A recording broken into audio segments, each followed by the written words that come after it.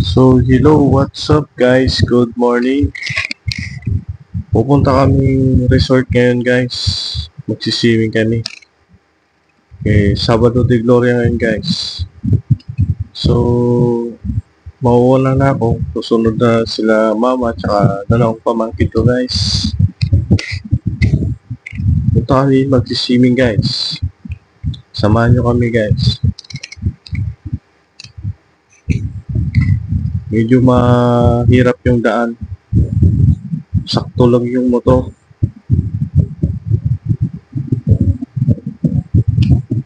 Dalawa pa yung daanan doon guys. Pupunta sa court, sa kalsada. Kaso hindi pwede sa motor doon guys kasi may sarado yung bakal sa ano. So dito ako dumadaan lagi. Dito pwedeng dumaan yung motor. Dito po sa amin guys, papasok. Yan, si Konsihal. Nagsusunog siya ng basura. Maaga yan guys, mga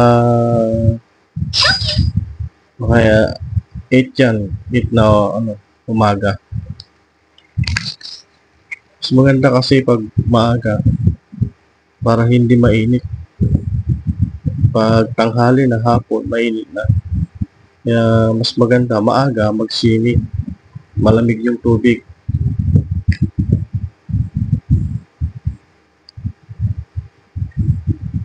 Makipot yung daan.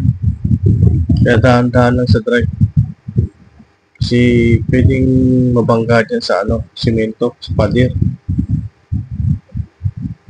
Sayang naman itong sasakyan. Ang ganda pa naman.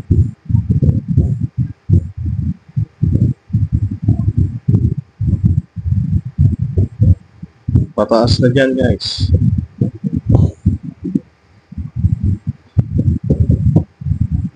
Dito pala yung barangay namin sa Talumpinas Estate, San Fernando, La Union. So bali Ilocano ako guys. Tagalog na lang yung salita ko kasi baka hindi maintindihan yung ibang viewers yung language namin dito na Ilocano. So ayan guys, nagbibuild na ako. Sila mama dyan, naghihintay sila. At ngayon, kukunin ko yung gamit dyan, yung baon namin papunta sa resort. Yan na guys. Paalis na kami guys. Nauna na sila mama doon sa tricycle. So sundan ko lang yun guys para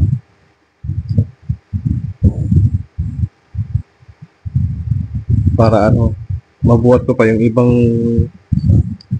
gamit namin guys. Kasi kawa sila mama kung sila lang magbubuhat, no? Kailangan nandun ako.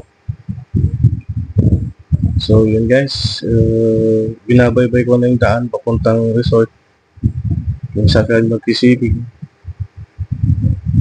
Minsan-minsan lang naman kami lumabas sa bahay para mag-swimming din.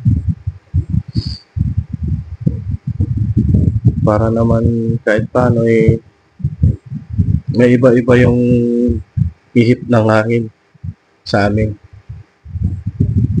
Hindi lang puro sa bahay. Naka-stay ka.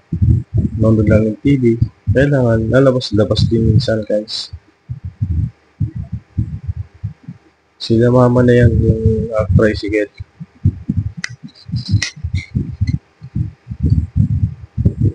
Dito sa amin, hindi bawal kung ilang pwedeng isakay sa tricycle. Kasi baryo naman dito sa amin. Ito pala yung sasakyan dito sa amin guys, tricycle. Hindi na uso yung jeep dito. O tricycle na dito sa amin. Dati noon, jeep, ilan na yung tricycle. Mahirap kasi pag jeep guys, kasi hintayin mo pang mapuno yung jeep bago makaalis.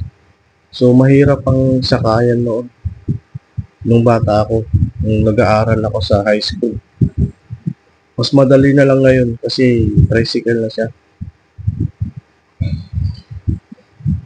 Pag tatlo, pwede na. Alis na siya. Madaling sumakay na dito. Hindi tulad noon guys. Mahirap sumakay sa jeep. Kailangan mapuno siya bago siya alis. Sa tricycle, dalawa, tatlo, pwede na, alis na siya.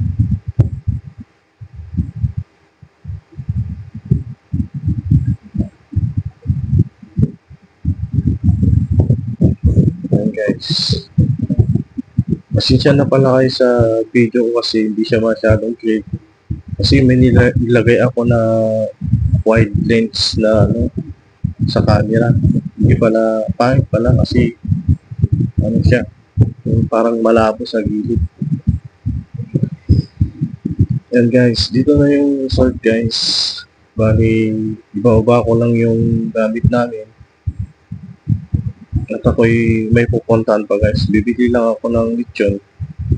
Bali sila mama na, mauna na sila dun sa cottage.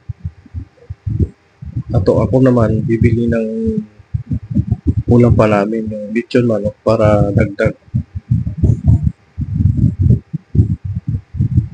And guys, bili lang ako ng lechon. Dagdag sa handa namin ngayon.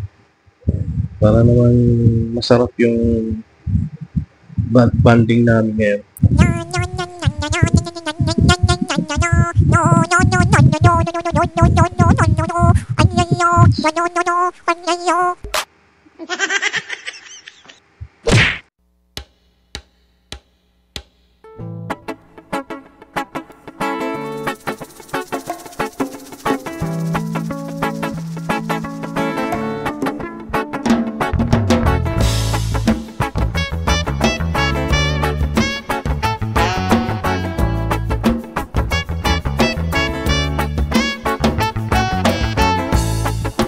Akala ko ay dagat,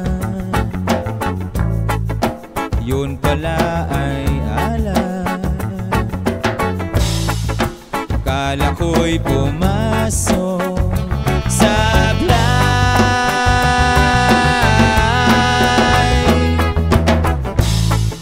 Pikit ko ang aking mata, ikaw ang nakikita. Akala ko'y wala nang saysay. Maselang bagari sa aking isipan. Huwag kang mabahala, di kita malilimutan. Paglipas ng ulan ay mapapangiti ang araw. Huwag sanang mawala. Maselang baghari.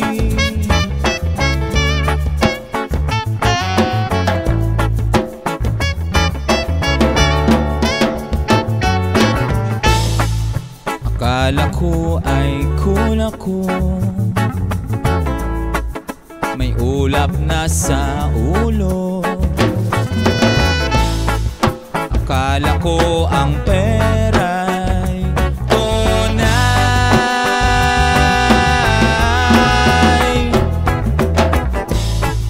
Pikit mo ang iyong mata,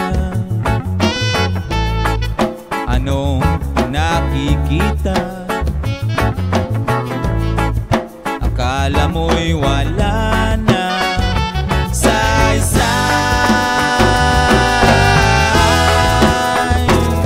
Maselang baghari sa aking isipan.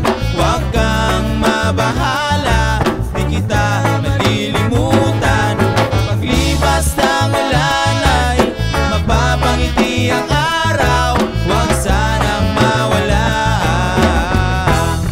Maselang baghari sa aking isipan.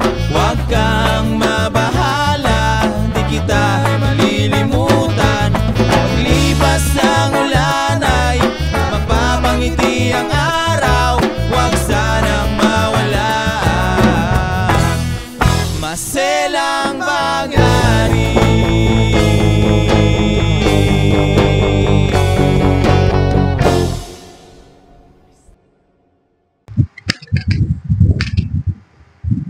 So, malapit na tayo guys sa pabilihan ng manok. Maganda yung daanan ngayon guys. Ano siya? Walang masyadong sasakyan. Walang traffic. Masarap mag-rides.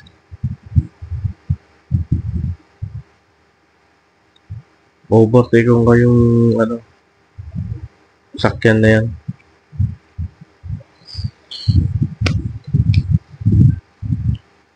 Pag traffic dito, mahirap pag lalo na pag nagtatrabaho ka sa araw-araw na pasok sa trabaho. Pag traffic dito guys, mahirap. Tsaka mainit pa.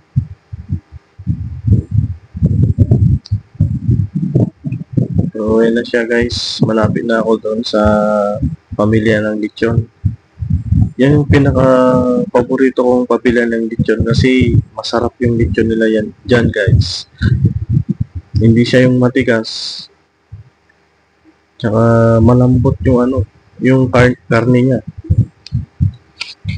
Masarap yung lechon manok nila guys dito sa amin.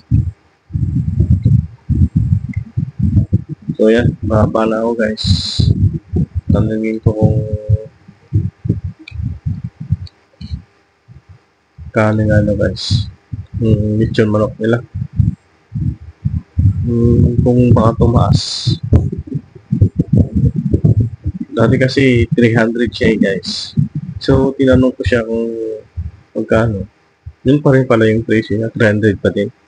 Hindi nagbago. So, nandiyan na si tendero ng lechon. Natanong ko siya kung magkano yung so sabi niya 300.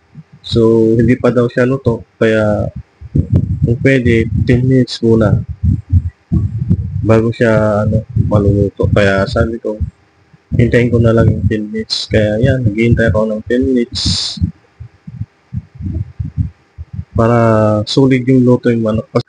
Hanggang dito na lang guys. Panoorin nyo na lang yung part 2 ng video kong ito.